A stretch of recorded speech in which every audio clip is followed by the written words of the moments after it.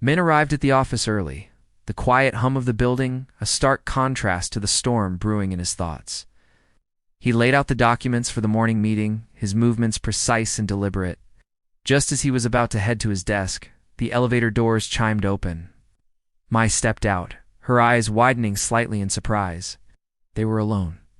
The confined space of the elevator, usually a place of brief, impersonal encounters, now felt charged with an unspoken tension. He broke the silence first. "How's the new project coming along?" His voice was low, professional, yet there was an undercurrent of something more. It's going well," she replied, her voice barely a whisper. He watched her, his gaze intense, noting the slight tremor in her hands. He saw the way she clutched her tote bag, the way her eyes darted away from his. It was a dance they had been doing for weeks, a silent conversation full of missed cues and unasked questions. Unbeknownst to them, their brief, seemingly innocent exchange in the elevator didn't go unnoticed.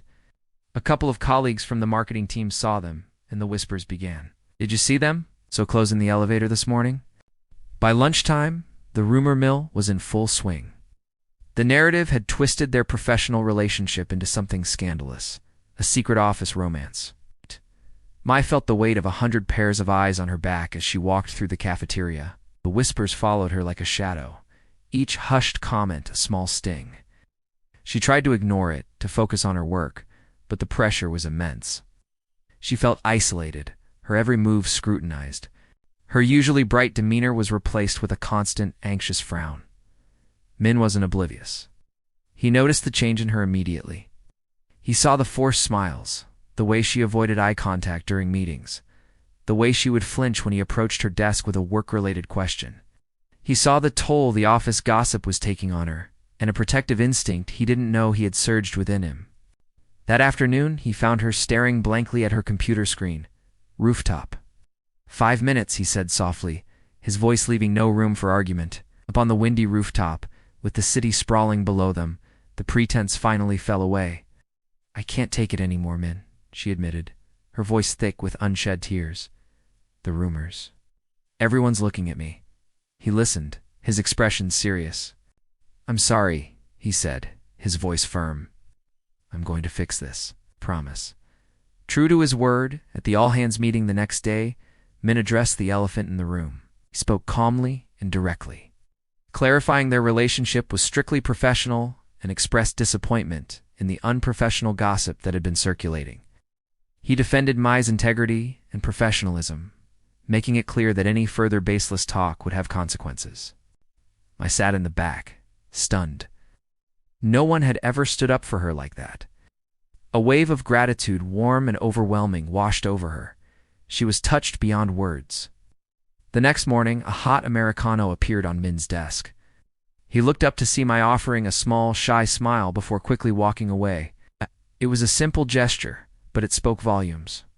That afternoon, he found her by the coffee machine, and this time, their conversation flowed easily. They talked about work, about their favorite books, about the city. The awkwardness was gone, replaced by a comfortable, easy rapport. But of course, Lan from accounting had to notice. "It's getting pretty chummy with the boss, aren't we?" she teased Mai later. Mai's cheeks flushed a bright red, and she mumbled an excuse before hurrying away. A week later, Min announced he was planning a business trip to survey a potential new project site, and he wanted Mai to accompany him. A jolt of panic shot through Mai. A trip, alone with him? The thought sent her heart into a frantic rhythm. What would people say now? Sensing her hesitation, Min sent her a text that evening. "It's purely professional, Mai. I value your input on this project. Don't worry about the noise." His words were a balm to her frayed nerves.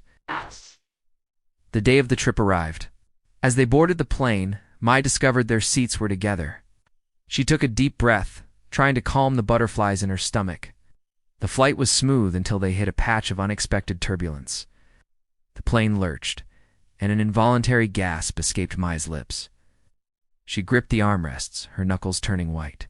Suddenly, she felt a warm, steady hand cover hers. It was Min. "It's okay," he said, his voice a calm anchor in the shaky cabin. The simple touch was incredibly grounding. Without thinking, she leaned her head against his shoulder, closing her eyes. A small, almost imperceptible smile touched Min's lips, Once they landed, they dove straight into work. The sun was relentless as they surveyed the project site. As Mai squinted, trying to read her notes, a shadow fell over her. She looked up to see Min holding his jacket over her head, shielding her from the harsh glare. "Can't have my best team member getting a sunburn," he said with a playful grin. That evening, the entire local team went out for dinner. The restaurant was bustling, and as they approached their table, Min smoothly pulled out a chair for Mai. It was a small, chivalrous gesture, but in the context of their shared history, it felt significant. Across the table, a few of the local colleagues exchanged knowing glances and whispered amongst themselves. The familiar sting of being watched returned, but this time, Mai found she didn't care as much.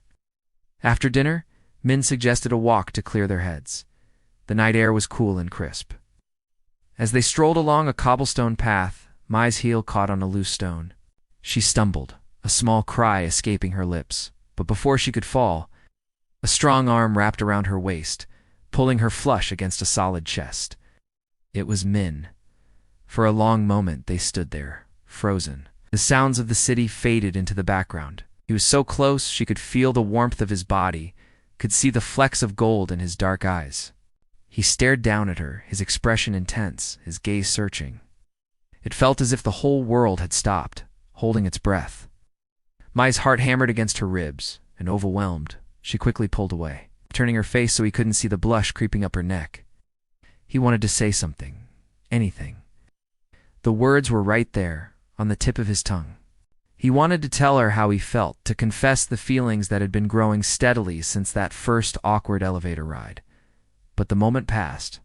The hesitation, the fear of complicating things further, held him back. That night, in their separate hotel rooms, neither of them could sleep. They both lay awake, staring at the ceiling, replaying that moment under the stars, wondering what might have been and what could still be.